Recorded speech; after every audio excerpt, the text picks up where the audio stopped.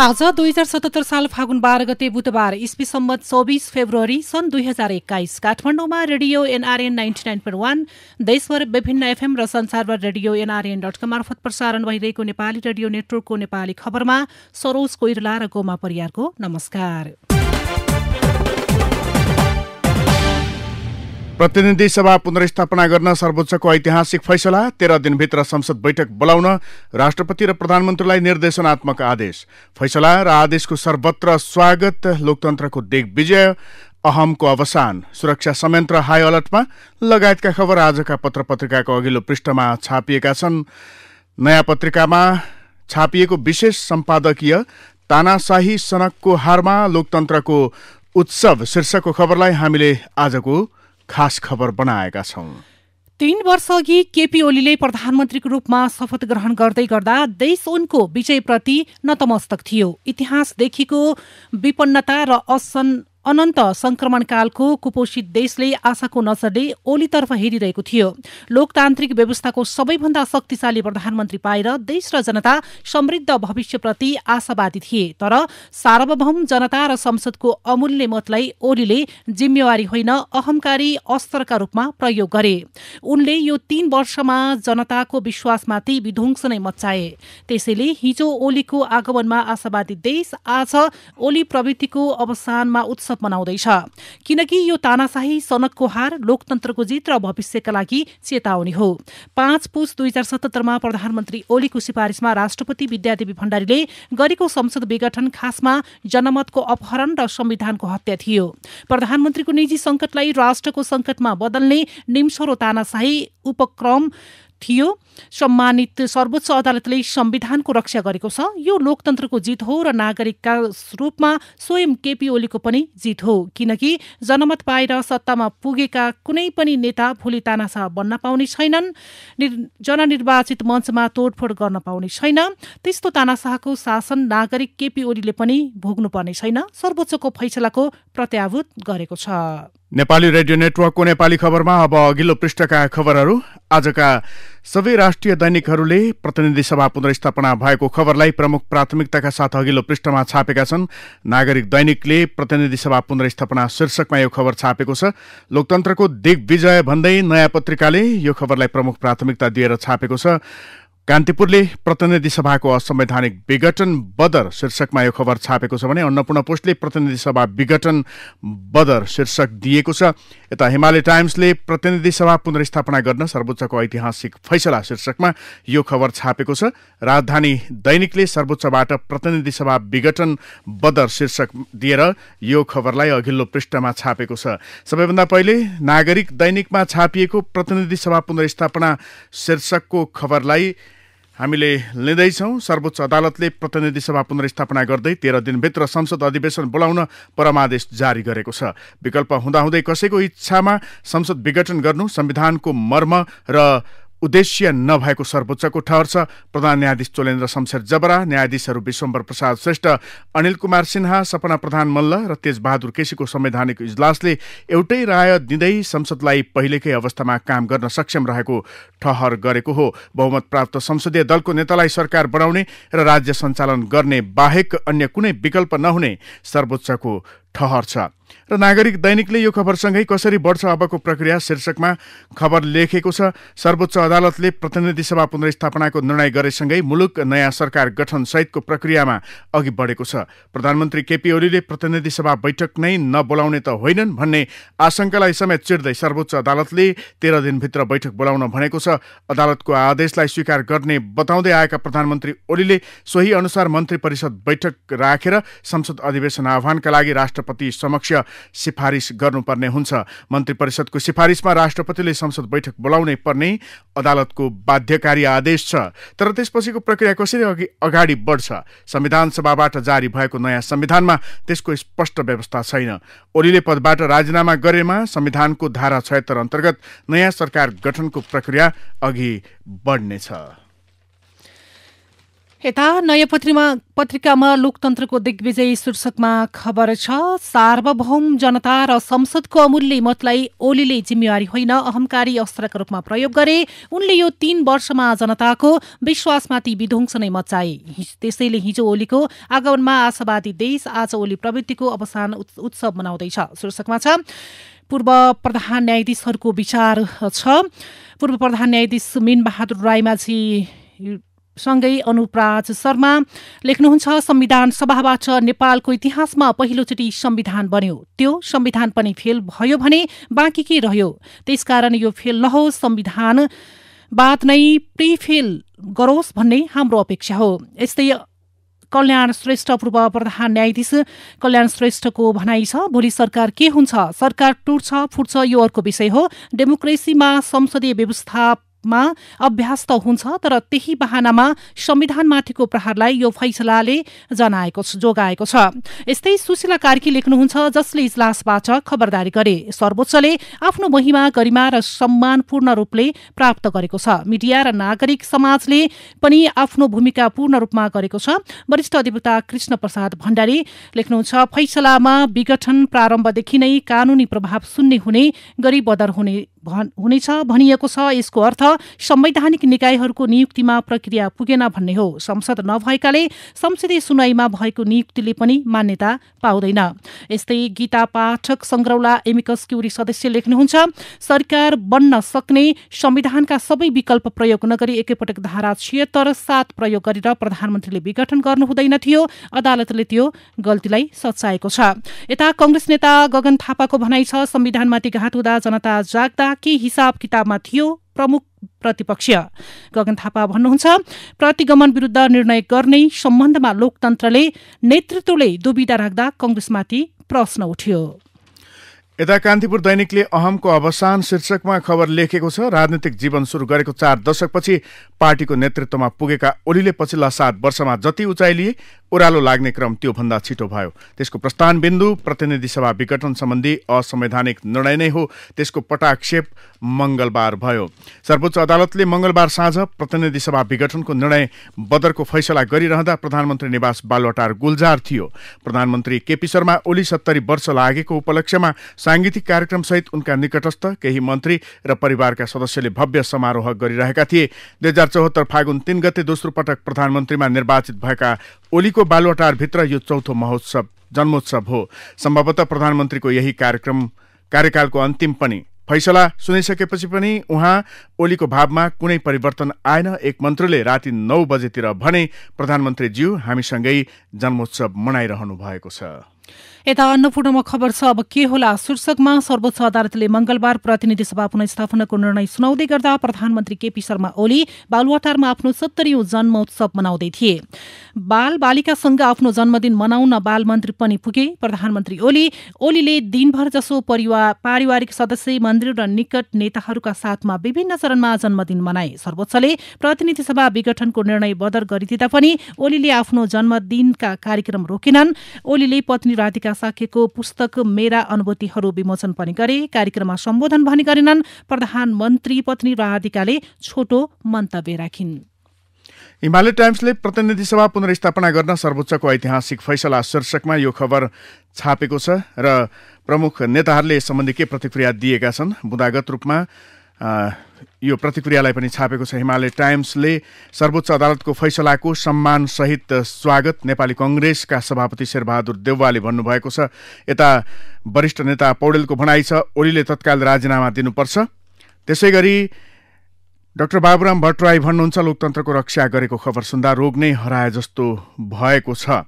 यता Nepal communist party मसालले पनि सर्वोच्च अदालतबाट भएको संसद पुनर्स्थापनाको फैसलालाई स्वागत गरेको छ र महामन्त्री मोहन विक्रम सिंहले पुनर्स्थापनाको फैसलालाई स्वागत गर्नुभएको छ। त्यसै गरी पुष्पकमल दाहाल प्रचण्डले अदालतको फैसला साहसिक कदम भन्नुभएको छ। अदालतले ऐतिहासिक फैसला सुनाएर लोकतन्त्रको रक्षा गरेको माधव कुमार नेपालको प्रतिक्रिया छ। लोकतन्त्र र संविधानको जित भयो, नारायण काजी श्रेष्ठले भन्नुभएको छ। त्यसै गरी जनता समाजवादी पार्टीका नेता लक्ष्मणलाल कर्णले पुनर्स्थापनाको निर्णयले सर्वोच्च अदालतको इज्जत बढ्यो भनेर भन्नुभएको छ। यता संविधान र लोकतन्त्रको जित भयो भन्दै अधिवक्ताहरूले भनेका छन्। प्रधान न्यायाधीशले यसअघि नै पुसका 6-7 गते अन्तरिम आदेश आइसक्नु पर्ने थियो। अहिलेको फैसला बाध्यताको हो, पूर्व प्रधान न्यायाधीश गोपाल पराजुलीको भनाइ छ।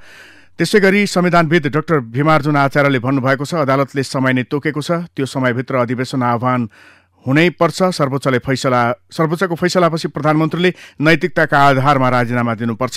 राजीनामा दिनु भएन भने अविश्वासको मतको सामना गर्नुपर्छ।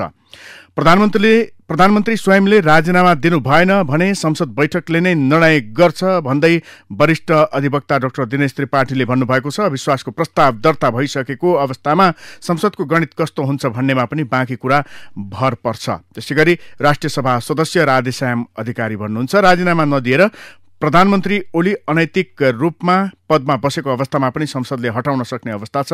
पुनर्स्थापित संसदले उहाँलाई हटाउन सक्छ।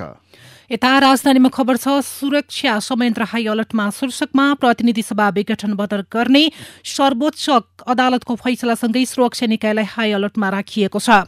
सर्वोच्चको संसद पुनर्स्थापनामा गर्ने निर्णयपछि नेपाल कम्युनिष्ट पार्टीका अध्यक्ष तथा प्रधानमन्त्री केपी शर्मा ओली र अर्का अध्यक्ष पुष्पकमल दाहाल प्रचण्ड तथा माधुकुमार नेपाल समूहबाट हुन सक्ने प्रदर्शन र दुई समूहका नेता कार्यकर्ता बीच हुन सक्ने सम्भावित झडपको आकलन सहित सुरक्षा निकायलाई हाई अलर्टमा राखिएको हो। त्यसका लागि नेपाल प्रहरी, सशस्त्र प्रहरी र नेपाली सेनाले आवश्यक तयारी गरिसकेका छन्। महानगरी प्रहरी कार्यालय रानीपोखरीका प्रमुख अतिरिक्त प्रहरी महानिर्देशक आइजी हरि बहादुर पालले सम्भावित चुनौतीलाई मूल्याङ्कन गरेर सुरक्षा सतर्कता बढाइएको जानकारी दिएका छन्। यता फैसलाप्रति सरकार पक्षको पनि प्रतिक्रिया आएको छ। हिमालय टाइम्सले फैसलाप्रति सरकार पक्षको प्रतिक्रिया, निर्णय अनपेक्षित भए पनि सम्मान गर्छौं शीर्षकमा यो प्रतिक्रियालाई छापेको छ। संसद विघटन बदर गर्ने सर्वोच्च अदालतको फैसला अनपेक्षित रहे पनि सम्मान गर्छौं। फैसलाको पूर्ण पाठ हेर्न बाँकी नै छ, तर पनि निर्णय जे आयो यो अपेक्षित थिएन, परराष्ट्र मन्त्री प्रदीप गेवालीले भन्नुभएको छ। त्यसैगरी पूर्व मन्त्री गोकुल बास्कोटाको भनाइ छ, राजनीतिले संसदमा असर गरेको हो, संविधानले होइन। त्यो गोलचक्कर उसै गरी चलिरहन्छ। यता ओली समूह नेकपाका नेता डाक्टर राजन भट्टराईको भनाइ छ, सर्वोच्च अदालतको फैसलाले भोलिका लागि प्रश्न र चुनौतीहरू खडा गरेको छ। हिमालय टाइम्सले छापेको हो। अब कस्तो बन्ला सत्ता समीकरण बन्ला, यस सम्बन्धी विभिन्न सम्भावनाहरू छन्। ओलीले मंगलबार रातिसम्म राजीनामा दिएका छैनन्। प्रतिनिधि सभा विघटनको निर्णय बदरपछि दल विभाजन गर्न ओलीलाई केन्द्रीय कमिटी र संसदीय दल दुवैतिर 40% संख्या पुर्याउनुपर्छ। यस्तो स्थिति नदेखेकाले उनले गत वैशाखमा जारी गरेको राजनीतिक दल सम्बन्धी अध्यादेश पुनः ल्याउन सक्छन्। दल विभाजन गर्न सहज हुने गरी ओलीले त्यतिबेला ल्याएको अध्यादेश चौतर्फी विरोधपछि फिर्ता गरिएको थियो। यो सम्भावना 1 थियो। सम्भावना 2 का सन्दर्भमा ओलीले पार्टी विभाजनको बाटो लिए दाहाल नेपाल समूहले यसअघि संसद सचिवालयमा दर्ता गरेकै अविश्वासको प्रस्ताव अगाडि बढाउन सक्छन्। त्यसैगरी सम्भावना 3 मा पार्टी विभाजन गरे प्रधानमन्त्री ओलीले आफ्नो राजनीतिक साख जोगाउन कांग्रेस सभापति शेरबहादुर देउवासँग हात बढाउन कोसिस गर्ने देखिन्छ। यता प्रतिनिधि सभा विघटनको निर्णय बदरपछि देउवाले नेकपा भित्रको झगडा मिल्ने ठानेका छन्। त्यसो हुँदा नेकपाकै एकल सरकार बन्न सक्ने विश्लेषण उनको छ। नेकपा औपचारिक रूपमा विभाजित हुन्छ कि हुँदैन भन्ने पर्खाइमै कांग्रेस देखिन्छ। यता अर्को विपक्षी दल जसपा भने प्रधानमन्त्री केपी शर्मा ओलीसँगको गठबन्धनमा नजोडिने प्रश्न छ। उसको निकटता नेकपा दाहाल नेपाल समूह देखिन्छ। जसपा वरिष्ठ नेता राजेन्द्र महतोले संसद बैठक सुरु भएपछि समीकरणका विषयमा छलफल हुने बताएका छन्। यता अग्निप्रसाद सापकोटा सभामुखसँगको कुराकानी कान्तिपुरमा छापिएको छ। संविधानको आत्मामा प्रहार भएको हेर्न सकिएन, मेरो चेतनाले अदालत जानुपर्ने देखियो। न्यायालयप्रति जनताको विश्वास अझ बलियो बनेको छ। संविधानले दिएको अधिकार क्षेत्रमा रहेर भूमिका निर्वाह गर्यौं भने यस्ता समस्या आउँदैनन्। सर्वोच्च अदालतले संसद विघटन सम्बन्धी प्रधानमन्त्रीको निर्णयलाई बदर गर्दै पुनर्स्थापना गरेपछि नेकपाका अध्यक्ष पुष्पकमल दाहालले संसदमा रहेका दलहरूसँग सहकार्य गरेर अघि बढ्ने बताएका छन्। अदालतले गरेको फैसला ऐतिहासिक भएको उनले बताए। संसद पुनर्स्थापना भएपछि मंगलबार साँझ कार्यकर्तालाई सम्बोधन गर्दै अध्यक्ष दाहालले जनतासँग वाचा गरे अनुरूप दलहरूसँग मिलेर संयुक्त सरकार बनाउने बताएका छन्।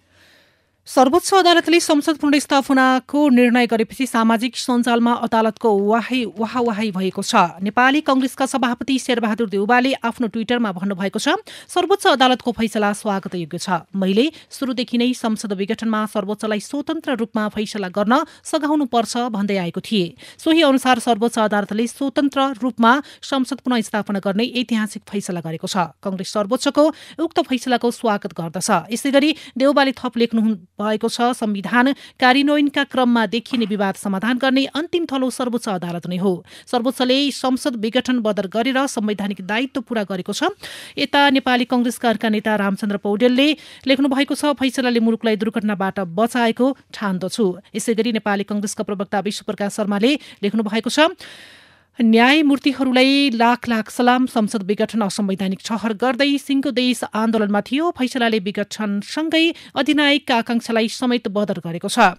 यसै गरी पूर्व प्रधानमन्त्री बाबुराम भट्टराईले लेख्नु भएको छ, सर्वोच्च अदालतले पुनर्स्थापना गरेर नेपाली भस्मासुरको वध गरेर लोकतन्त्रको रक्षा गरेको प्रतिक्रिया दिनुभएको छ।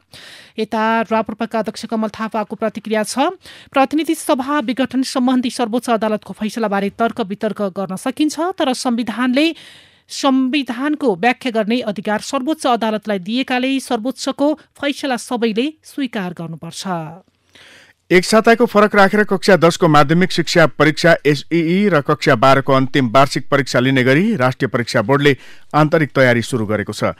बोर्डले 2078 सालको जेठ तेस्रो साता एसईई र अन्तिम साता कक्षा 12 को अन्तिम परीक्षा लिने तयारी थालेको हो।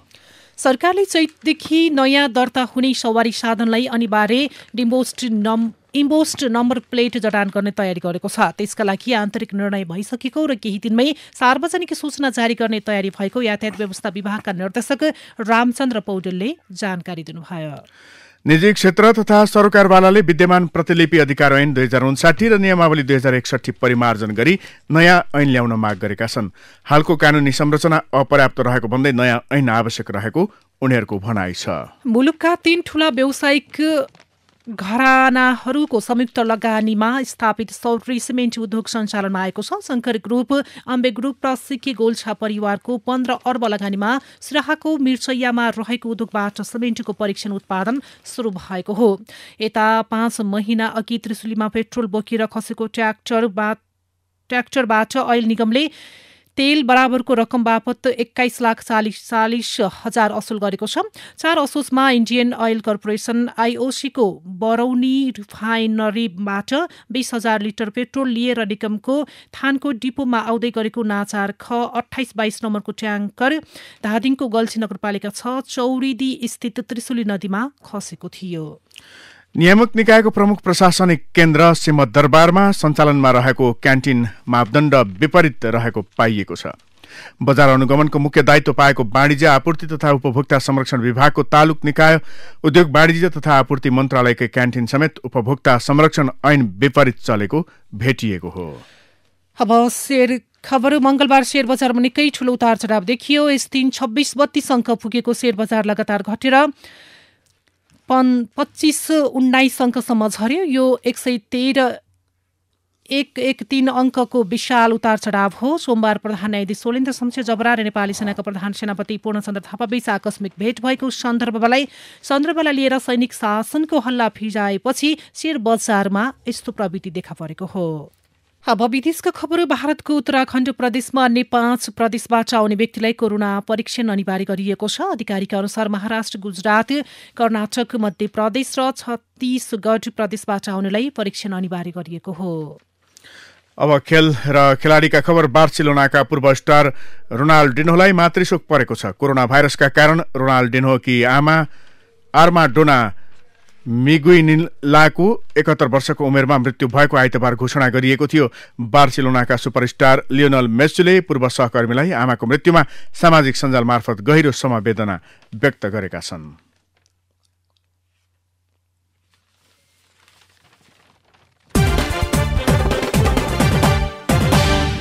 अब विचार र विश्लेषणको पालो। कान्तिपुरमा विशेष सम्पादकीय भस्मासुर पथ रोक्ने सर्वोच्च कदम शीर्षकमा छापिएको छ। अब सबैले हिक्का राख्नुपर्छ।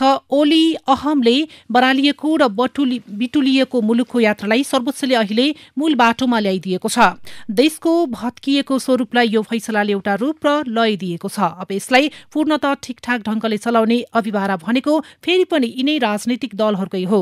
सर्वोच्चले त भिरबाट धकेल्न खोजिएको संविधानलाई लड्नबाट जोगाइदिएको मात्रै हो। अब यसलाई राम्ररी बचाउने र हुर्काउने दायित्व राज्य सञ्चालन गर्ने दलहरूकै हो। तसर्थ अबका दिनमा आफ्नो चरित्र सुधार्दै संवैधानिक मर्म बमोजिम अघि बढ्नुको विकल्प दल र तिनका नेतृत्वलाई छैन।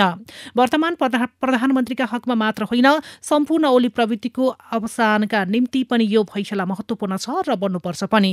नत्र ओली भण्डारीले तय गर्न खोजेको भस्मासुर पथ फेरि अर्को रूप र संस्करणमा नदेखिएला भन्न सकिन्न। त्यसबाट जोगिनु र जोगाउनु नै देश र जनताको कल्याणमा छ। नयाँ पत्रिकाले पूर्व प्रधान न्यायाधीश अनुपराज शर्मासँग संवाद गरेको छ। संविधान सभाबाट बनेको संविधानले फेल होला भन्ने चिन्ता थियो, त्यसैले बोल्यौं शीर्षकमा छापिएको यस अन्तर्वार्ताका मुख्य अंशहरू यस्ता छन्। संविधान सभाबाट नेपालको इतिहासमा पहिलोचोटि संविधान बन्यो, त्यो संविधान पनि फेल भयो भने बाँकी के रह्यो? त्यसकारण यो फेल नहोस्, संविधान बाद नै प्रिभेल गरोस् भन्ने हाम्रो अपेक्षा हो। मेरा सन्तान यो देशमा बस्न सक्छन् कि सक्दैनन्, अथवा यो देश विघटनतिर जान्छ कि, यी सबै चिन्ताले ग्रसित भएका हौं हामी। 2047 सालको 2-4 वर्ष भइदिएको भए चिन्ता गर्दैनथ्यौं। 2077 साल हुँदा पनि हामीले एक्सपेरिमेन्ट मात्रै गरिरह्यौं। सर्वोच्च अदालतमाथि केही काण्डले गर्दा मानिसको आस्था अलि डगमगाएको हो कि, तर म विश्वस्त यस कारणले थिएँ कि आस्था डगमगाएको भए 20,000 मुद्दा कसरी आउँछ। त्यसकारण मलाई पूर्ण आशा थियो कि संविधानवाद चाहिँ छाड्दैन। यता नयाँ पत्रिकामा अब राष्ट्रपति र प्रधानमन्त्रीको राजीनामा बलराम केसी लेख्नुहुन्छ। नेकपाको संसदीय दलका नेता वर्तमान प्रधानमन्त्री नै भएको र विकल्प दिइएको नाम पनि संसदीय दलको नेता चयन नभइसकेकाले प्रधानमन्त्री बन्न नसक्ने जुन तर्क आएको छ, त्यो मुद्दामा प्रतिरक्षाको सिलसिलामा आफ्नो पक्षलाई बचाउनका लागि जबरजस्ती दिइएको तर्क मात्रै हो। आफ्नो पक्षको बचाउमा हर तहरले तर्क दिनु वकिलको कर्तव्य र विशेषता नै हो। प्रतिरक्षाको क्रममा आएको तर्कलाई अन्यथा भन्नु हुँदैन। मलाई काम गर्न दिएनन्, मैले विघटन गरे भन्नुभएको छ। उहाँले देशलाई उहाँले होस्टेज बनाउन पाउनुहुन्न। आफ्नै भनाइ अनुसार पनि उहाँले काम गर्न सक्नुहुन्न। त्यसकारण मैले विघटन गरे, मेरा विघटन गलत रहेछ, अब मैले राजीनामा दिए भन्नुपर्छ। संसदबाट अर्को सरकार बन्ने विकल्प छ। निर्वाचन आयोगले पनि नेकपा फुटेको छैन, आपसी झगडा भएकाले एउटै हो भनेको अवस्था छ। आफ्नो संसदीय दलको नेतालाई हटाउन सक्ने दलको विधान छँदैछ। त्यसै अनुसार अगाडिको काम कारबाही होला। यो संवैधानिक कुरा होइन। अर्को प्रधानमन्त्री छान्नु कठिन होइन। दल एउटै व्यक्तिमाथि कहिले भर पर्दैन। दलले जहिले पनि विकल्प सोचिरहेको हुन्छ। दलले नयाँ संसदीय दलको नेता खडा गर्न सक्छ, त्यो ठूलो समस्या होइन। एकजनाले कहिल्यै पनि देशलाई बन्धक बनाउन सक्दैन। अझ संविधान अनुसार त विपक्षी दल सधैँ नै भावी सरकारको नेतृत्वका लागि तम तयार बस्नुपर्छ। यो नै लोकतन्त्रको सौन्दर्य र मूल्य पनि हो। विधि र पद्धतिको जित शीर्षकमा नरेन्द्र साउदको विचार अन्नपूर्ण पोस्टमा छापिएको छ। लोकतन्त्र विधि प्रक्रिया र संविधानको सर्वोच्चतामा अडेको हुन्छ। संसदको विश्वास गुमाइसकेपछि बलजफ्ती वा दम्बका आधारमा सत्ताको दुरुपयोग गरेर कुर्सीमा टाँसिरहन खोज्नु लोकतन्त्रको हत्या गर्न खोज्नु हो। प्रधानमन्त्री ओलीले आफ्नै पार्टीले काम गर्न नदिएको भन्दै प्रतिनिधि सभा विघटन मात्र गरेनन्। उनी समर्थक नेताहरूले आज प्रदेशमा पनि लोकतान्त्रिक प्रक्रियालाई अवरुद्ध गरिरहेका छन्। आफूले प्रदेश सभाको विश्वास गुमाइसक्दा पनि प्रदेश सभाको प्रक्रिया अवरुद्ध गर्ने, बैठक बस्न नदिने, अविश्वासको प्रस्तावलाई अघि बढ्न नदिने कामलाई बलजफ्ती नभने के भन्ने? यसले लोकतन्त्रको उपहास मात्र गरेको छैन, झण्डै 63 वर्षदेखिको जनताको क्रान्ति र बलिदानीबाट जन्मिएको संविधानलाई नै कमजोर बनाउने काम गरिरहेको छ। संसदको विश्वास बिना 1 मिनट पनि पदमा बस्नुहुन्न भन्ने कुरा लोकतन्त्रका गुड्डी हाँक्नेहरूलाई सम्झाइरहनुपर्ने विषय पक्कै होइन। हवस् त अहिलेको नेपाली खबर यति नै। नेपाली रेडियो नेटवर्कमा यसपछि पत्रकार ऋषि धमालाको साथमा नेपाली बहस सुन्न सक्नुहुनेछ। नेपाली रेडियो नेटवर्क सुन्दै गर्नुहोला।